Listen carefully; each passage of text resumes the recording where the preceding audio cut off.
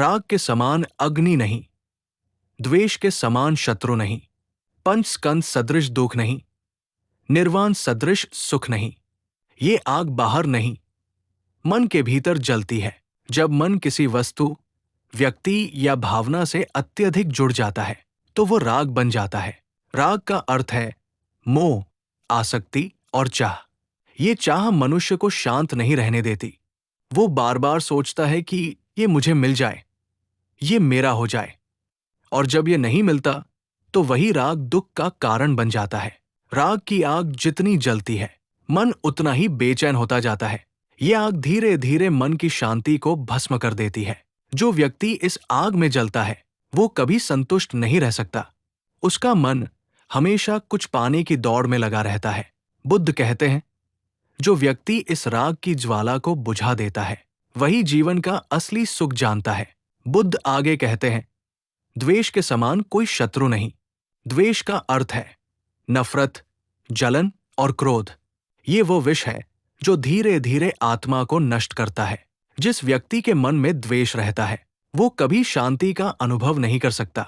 वो हर समय किसी न किसी से नाराज रहता है। दूसरे के सुख को देखकर उसका मन दुखी होता है। वो भीतर से जलता है पर बाहर से मुस्कुराने की कोशिश करता है। ऐसा व्यक्ति अपने ही भीतर कैद हो जाता है। बुद्ध कहते हैं, द्वेष को जीतने वाला व्यक्ति ही सच्चा विजेता है, क्योंकि जो दूसरों को माफ कर सकता है। द्वेष मन को बांधता है, जबकि क्षमा उसे आजाद करती है। जो व्यक्ति क्षमा कर देता है वो अपने भीतर हल्कापन महसूस करता है। उसका मन गहराई से शांत हो जाता है। बुद्ध कहते हैं, द्वेष से द्वेष कभी समाप्त नहीं होता। द्वेष केवल प्रेम से मिटता है। जो ये समझ लेता है वो सच्चा ज्ञानी है। फिर बुद्ध कहते हैं, पंचस्कंद सदृश कोई दुख नहीं। पंचस्कंद का अर्थ है शरीर, भावना, ज्ञान, संस्कार और चेतना। इन पांचों को मिलाकर ही मनुष्य का अस्तित्व बनता है। पर जब व्यक्ति इनसे चिपक जाता है और इन्हें मैं या मेरा मान लेता है, तभी दुख शुरू होता है। शरीर बदलता है, भावनाएं आती जाती है, विचार बदलते रहते हैं, पर मनुष्य उन्हें स्थायी मान लेता है। जब कुछ बदल जाता है तो वह दुखी हो जाता है। ये दुख इसलिए है क्योंकि वो परिवर्तन को स्वीकार नहीं कर पाता। बुद्ध कहते हैं, जब तुम समझ जाओ कि ये शरीर, ये मन, ये विचार सब बदलने वाले हैं तो तुम दुख से मुक्त हो जाओगे। फिर जो भी आएगा वो तुम्हें विचलित नहीं करेगा। जो जाएगा उसके जाने से तुम्हें पीड़ा नहीं होगी। तुम जान लोगे कि ये सब प्रकृति का खेल है। जो शुरू हुआ है वो समाप्त भी होगा। ये समझना ही ज्ञान का आरंभ है। और अंत में बुद्ध कहते हैं, निर्वाण सदृश कोई सुख नहीं। निर्वाण का अर्थ है वो शांति जिसमें राग, द्वेष और मोह सब समाप्त हो जाते हैं। ये वो अवस्था है जब मन किसी वस्तु या व्यक्ति से बंधा नहीं रहता। न कोई इच्छा, न कोई भय, न कोई मैं, न कोई मेरा।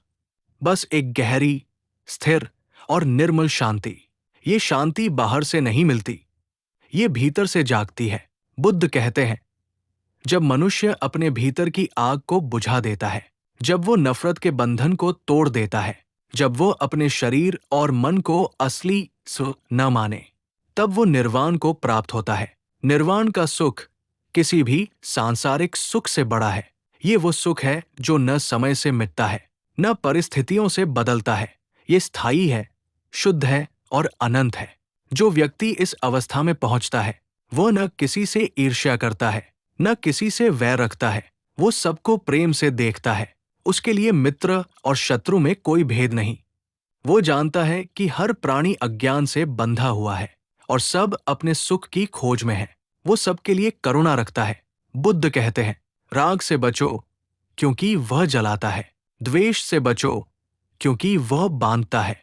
पंचस्कंद से अलग रहो क्योंकि वे बदलने वाले हैं। और निर्वाण को अपनाओ क्योंकि वही सच्चा सुख है। जो इन चार बातों को समझ लेता है वो भीतर से मुक्त हो जाता है। उसका मन ठंडे झरने की तरह शांत हो जाता है।